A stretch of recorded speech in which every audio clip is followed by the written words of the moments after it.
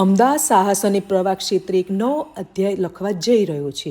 નોબાર્ડ hills અને Radhe tools 10 જાન્યુઆરીના રોજ અમદાવાદમાં ક્લબ 07થી વહેલી સવારે 6 કલાકે એક ભવ્ય એક્સપિડિશનનો પ્રારંભ થયો.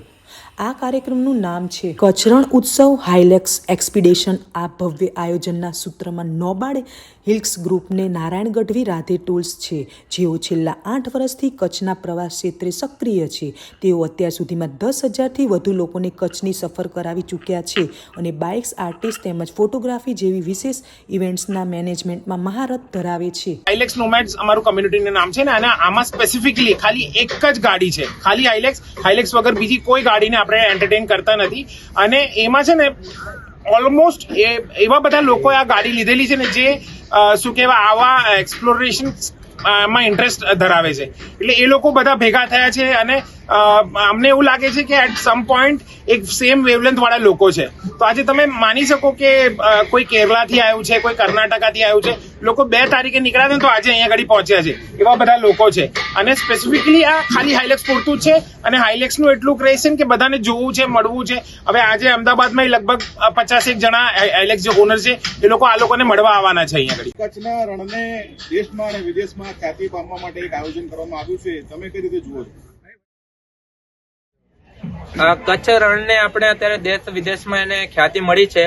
આપણા મોદી સાહેબે જે રણોત્સવ ફેસ્ટિવલ સ્ટાર્ટ કર્યો છે લાસ્ટ 13-14 વર્ષથી, એકદમ પબ્લિકને જેમ જેમ હવે ખબર પડતી જાય છે એમ હવે પબ્લિક રણોત્સવ જોવા માટે આવે છે.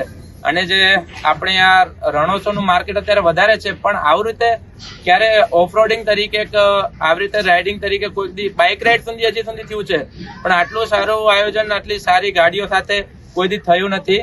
તો આ એક કચ્છ રણોત્સવ માટે ફર્સ્ટ ટાઈમ થવાનું છે. આ પહેલી વાર એવું કચ્છમાં થાય છે કે આટલી સંખ્યામાં એક સારા કોમ્યુનિટી એક અહીંયા આવી રહી છે કચ્છમાં રણોત્સવને માણવા માટે. આ ટોટલ કેટલા કિલોમીટરનું આયોજન રહેશે અને એ લોકોને રહેવા કરવાની સુવિધાઓ કેવી રીતની રહેશે? તો આની રાઉન્ડ ટ્રીપ આખી 1500 કિલોમીટરની અરાઉન્ડ રહેવાની છે.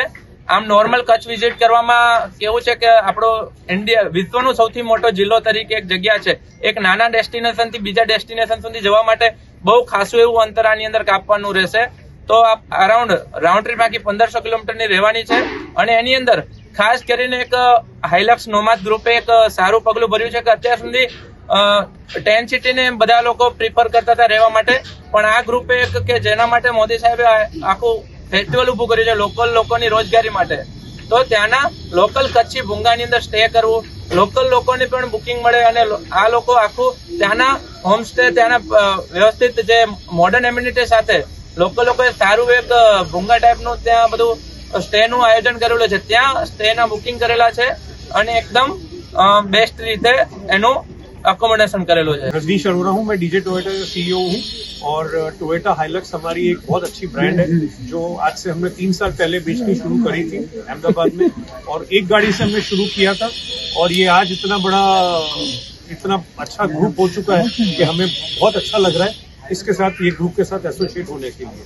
हमारी इस ट्रिप के लिए सर्विस वैन भी साथ में जाएगी और ये सर्विस वैन के लिए हमारे टेक्नीशियंस भी होंगे, जो भी सपोर्ट चाहिए इनको वो सारा सपोर्ट हम देंगे। टेक्निकल गाड़ी का फ्लीट होगा? हाँ जी, कितनी गाड़ी का फ्लीट होगा? 43 कार्स विल बी देयर।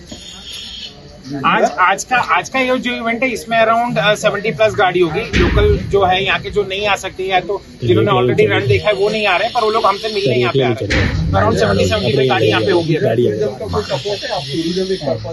हमने गुजरात टूरिज्म को अप्रोच करने का ट्राई किया था, लेकिन उनकी एंड से अभी हमें कोई रिप्लाई नहीं मिला।